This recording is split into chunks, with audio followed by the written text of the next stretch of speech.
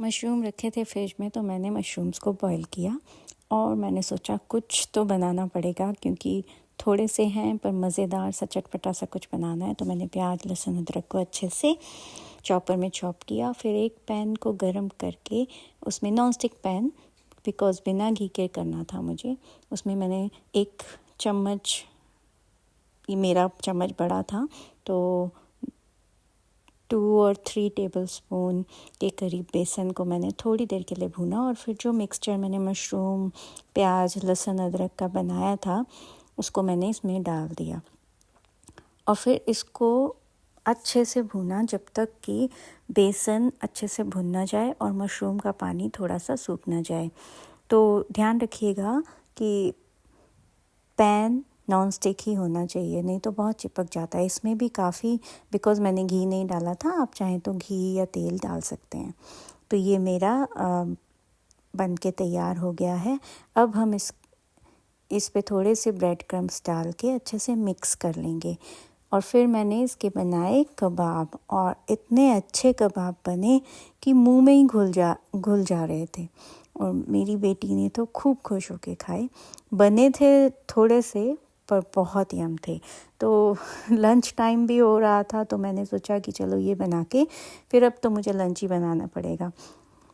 तो फिर बना रही थी मशरूम की सब्ज़ी, बना दिए कबाब, तो फिर थोड़े रह गए तो फिर मैंने सोचा अब क्या बनाया जाए। तो फ्रिज में दही रखी थी तो मैंने दही को बीट किया और फिर बेसन भी सामने दिखा तो फिर मैंने बेसन और दही को मिक्स किया और मैंने बनाई कढ़ी चावल। तो फिर साथ में ये कबाब बनाए। काफ़ी टाइम चला गया बट बहुत अच्छे बने थे कबाब। थोड़े से बने थे पर यम बने थे, बहुत ही यमी और मुंह में घुलने वाले। तो आप प्लीज़ बना के बताइएगा कि आपको कैसे लगे। बहुत अच्छे से कुक करना है क्योंकि मशरूम में काफ़ी पानी होता है, तो जब तक वो पानी सूख नहीं जाता तब तक आपका ये शेप बन ही नहीं पाएगी। तो प्लीज़ अच्छे से उसको भून लेना। तो यहाँ मेरे बन के तैयार हो गए हैं ये 6 कबाब और फिर इसको मैंने ऊपर से भी ब्रेड क्रम्ब से कोट कर लिया। ये ब्रेड क्रम्ब्स भी मैंने घर पे ही बनाए थे, तो आप चाहें तो मार्केट वाले भी ला सकते हैं। तो ये देखिए हमारे ये 6 कबाब बन के तैयार हैं और मैंने इनको अच्छे से शेप दे दी है, ब्रेड क्रम्ब से कवर कर लिया है और फिर हम इन्हें सौटे करेंगे तवे पे। अगर आपको घी तेल ज़्यादा नहीं चाहिए तो आप तवे पे सौटे कर सकते हैं, एयर फ्राई में फ्राई कर सकते हैं और नहीं तो आप डीप फ्राई भी कर सकते हैं। तो जिस भी तरीके से आपको चाहिए, शैलो फ्राई, एयर फ्राई और डीप फ्राई, ये हर तरीके से अच्छे लगते हैं बिकॉज़ सब कुछ इसमें कुक्ड है, कुछ भी अनकुक्ड तो है ही नहीं। बस वो क्रिस्पीनेस लाने के लिए आपको इसको सेकना होता है। तो ये हमारे मशरूम शामी कबाब बनके तैयार है और दोपहर का समय होने वाला था, बच्चे मेरे स्कूल से आने वाले थे, खाना कुछ बना नहीं था तो फिर मैंने बनाई साथ में कढ़ी। इसको मैंने रखा थोड़ी देर के लिए साइड में और फटाफट से मैंने कढ़ी, दही और बेसन मैंने घोल के रख ही दिया था और इनको मैंने तवे पे सेक लिया और फिर मैंने लगाया कढ़ी को तड़का। आप बताइएगा आप कढ़ी को तड़का किस में लगाते हैं? मैं तो नॉर्मली सरसों के तेल में ही बनाते हैं। तो हरी मिर्च और मेथी दाना, राई, हींग और कड़ी पत्ता, अनियन और लहसुन अदरक मैंने क्रश कर दिया था और वो सब अच्छे से भून के कढ़ी का मैंने वो दही और बेसन मिक्स करके बना ही लिया था और पकोड़े बनाने की हिम्मत नहीं थी क्योंकि मैं बहुत थक गई थी। तो मैंने सिंपल आलू चॉप करके कढ़ी में डाल दी और बच्चों ने अच्छे से खुश होके खाया। तो बस कभी कभी ऐसे भी फटाफट से खाना बनाना पड़ता है और समझ में ही नहीं आता क्योंकि पहले से कुछ प्लान किया ही नहीं था कि क्या बनाऊंगी। मशरूम की सब्ज़ी बनाने लगी थी और मशरूम के मैंने बना दिए कटलेट और दही थोड़ी सी दिख गई तो कढ़ी बन गई। नहीं तो आज फिर से बच्चों को दाल चावल खिलाती तो और गुस्सा करते।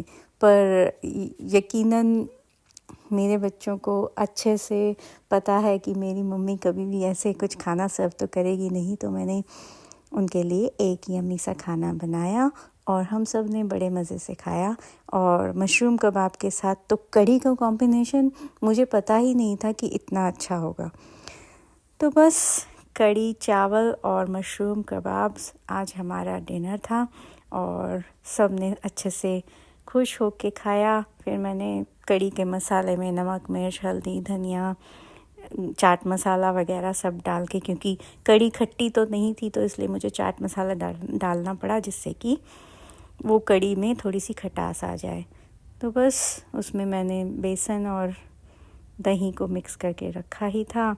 तो अच्छे से ये सब कढ़ी बन गई और फिर हमने कढ़ी चावल खाए। चावल मैंने पहले ही भिगा दिए थे, क्योंकि बच्चों के आने के टाइम से पहले ही अगर लंच बन जाए तो बेटर रहता है। उनके सामने तो फिर आपका आधा टाइम तो उनके साथ ही चला जाता है। सो बस आज के लिए ही इतना ही। ये मैंने लॉन्ग वीडियो डाली है। Please like, share and subscribe.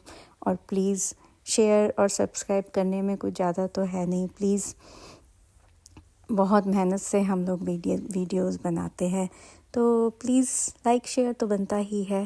तो मुझे बताइएगा आप नेक्स्ट वीडियो में कौन सी डिश देखना पसंद करेंगे।